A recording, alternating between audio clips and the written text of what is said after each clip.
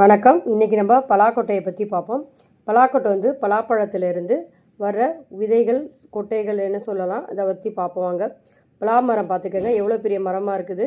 இது அந்த சிறிய கொட்டையிலேருந்து வர்றது தான் இந்த பலாப்பழம். இந்த பலாப்பழத்தை வந்து என்னென்னா, இந்த சக்கையை எடுத்து பிரித்து பார்த்தோம்னா பலாப்பழம் இருக்கும், அதிலிருந்து வர கொட்டை தான் இது.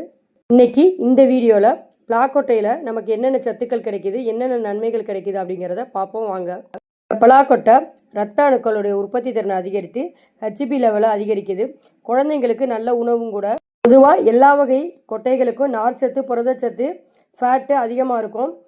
பொதுவாக உதாரணத்திற்கு கடலெண்ணெயில் பார்த்தீங்கன்னா ஃபேட் அதிகமாக இருக்கும். ஆனால் இந்த பலாக்கொட்டையில் ஃபேட், அதாவது கொழுப்பு சத்து கம்மி. அதனால் நம்ம சாப்பிடும்போது அதோடைய செரிமானத்திறன் கம்மியாக இருக்கும். ஆனால் இந்த செரிமானத்திறன் கம்மியாக இருக்கிறதுனால நம்ம சாப்பிடும்போது இதனுடைய இந்த கொட்டையில் இருக்கிற சத்துக்கள் வந்து நம்ம குடலில் தங்கிரும்.